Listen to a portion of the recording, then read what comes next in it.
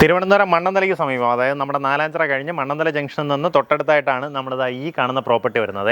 3.5 സെൻറ്റിൽ ഏകദേശം 1600 square feet വരുന്ന ഒരു വീടാണ്. നമുക്ക് MC റോഡിൽ നിന്ന് സൂര്യപ്രഭ കൺവെൻഷൻ സെൻറ്റർ കഴിഞ്ഞിട്ടാണെന്നുണ്ടെങ്കിൽ ഇടത്തോട്ട് കാണുന്ന വഴിയെ ഏകദേശം 600 മീറ്റർ വന്നു കഴിഞ്ഞാൽ പ്രോപ്പർട്ടിയിലേക്ക് എത്താം.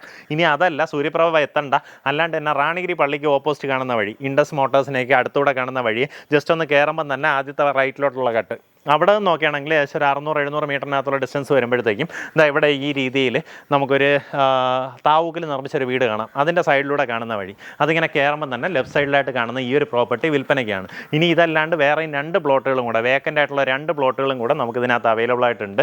ഫുള്ളായിട്ട് നല്ല റെസിഡൻഷ്യൽ ലൊക്കേഷനാണ് കേട്ടോ. മണ്ണന്തല എന്ന് പറഞ്ഞാൽ അത്യാവശ്യം നല്ല രീതിയിൽ ആൾക്കാർ താമസിക്കാൻ ആഗ്രഹിക്കുന്ന ഒരു ലൊക്കേഷനാണ്. കാരണം ചുറ്റുവട്ടം സ്കൂൾസും കോളേജസും അങ്ങനെ എല്ലാവിധ സൗകര്യങ്ങളും നമുക്കിവിടെ അടുത്തുണ്ട്.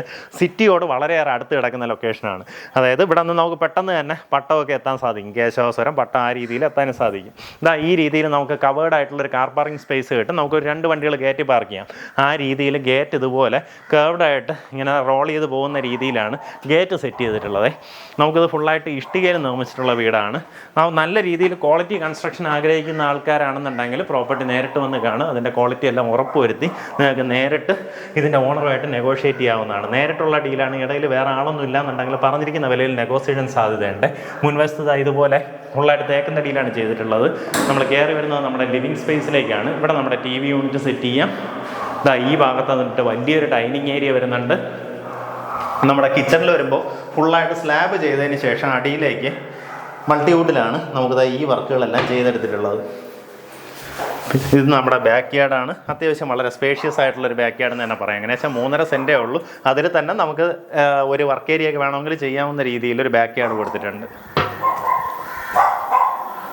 അറ്റാച്ച്ഡ് ബാത്റൂമോട് കൂടിയിട്ടുള്ള 3 ബെഡ്റൂംസാണ് വരുന്നത്. താഴത്തെ നിലയിൽ 1, മേളത്തെ നിലയിൽ 2 റൂമുകളുമാണ്. ഇതുപോലെ വലിയ റൂമാണ്. ബാത്റൂം ഫിറ്റിങ്സ് വരുന്നത് സെറയുടെ ഫിറ്റിങ്സും അതുപോലെ ഈ ഒരു വാഷ് ബേസിൻ വരുന്നത് റാക്ക് സെറാമിക്സ് ഒക്കെയാണ് യൂസ് ചെയ്തിട്ടുള്ളത്. ക്ലോസറ്റും സെറയുടെ ക്ലോസറ്റാണ് ഉപയോഗിച്ചിട്ടുള്ളത്. ഫസ്റ്റ് ഫ്ലോറിലേക്ക് കയറി വരുമ്പോൾ നമുക്ക് ഈ രീതിയിലൊരു കോമൺ സ്പേസ് കിട്ടുന്നുണ്ട്. ഈ ഭാഗത്തായിട്ട് നമ്മുടെ വാഷിംഗ് മെഷീൻ വെക്കാവുന്ന രീതിയിൽ പ്രൊവിഷൻ ചെയ്തിട്ടുണ്ട്. നമുക്ക് ഇതിലെ വയറിങ്ങും മെറ്റീരിയൽസും ഒക്കെ നോക്കുകയാണെന്നുണ്ടെങ്കിൽ എല്ലാം തന്നെ ഫെനലെക്സിൻ്റെ കേബിൾസാണ് ഉപയോഗിച്ചിട്ടുള്ളത്. അതുപോലെ 3 ഫേസ് കണക്ഷനാണ് നമുക്ക് പ്രോപ്പർട്ടിയിൽ അവൈലബിൾ ആയിട്ടുള്ളത്. ഈ ഭാഗത്തോടെ നമ്മുടെ ടെറസിലേക്ക് ആക്സസ് വരുന്ന രീതിയിലൊരു വാതിൽ കൊടുത്തിട്ടുണ്ട്. നമുക്ക് മേളത്തെ നിലയിൽ അറ്റാച്ച്ഡ് ബാത്റൂമോട് കൂടിയിട്ടുള്ള 2 ബെഡ്റൂംസാണ് വരുന്നത്. ഇതുപോലെ വളരെ സ്പേഷ്യസ് ആയിട്ടുള്ള റൂംസാണ്. മേളിൽ നമുക്ക് സ്റ്റോറേജ് സ്പേസ് ഒത്തിരി അധികം കൊടുത്തിട്ടുണ്ട്. ഈ ഭാഗത്തായിട്ടൊക്കെ നമുക്ക് കബോർഡ് ചെയ്തെടുക്കാവുന്നതാണ്. അറ്റാച്ച്ഡ് ബാത്റൂമോട് കൂടിയിട്ടുള്ള റൂമാണ്. ഇതേ രീതിയിൽ തന്നെ നമുക്ക് അടുത്തൊരു റൂമുണ്ട്. ഇതേ വലിപ്പത്തിൽ വരുന്ന ബാത്റൂം ഫിറ്റിങ്സ് എല്ലാം സെറയുടെ ഫിറ്റിങ്സ് ആണ് ഉപയോഗിച്ചിട്ടുള്ളത്. അപ്പോൾ ഇതാണ് നമ്മുടെ അടുത്തൊരു റൂം. ഞാൻ ഇനി അതും കൂടെ കാണിച്ച് ബോറടിപ്പിക്കുന്നില്ല. നേരെ നമ്മുടെ ബാൽക്കണി സ്പേസിലേക്ക് പോവാം.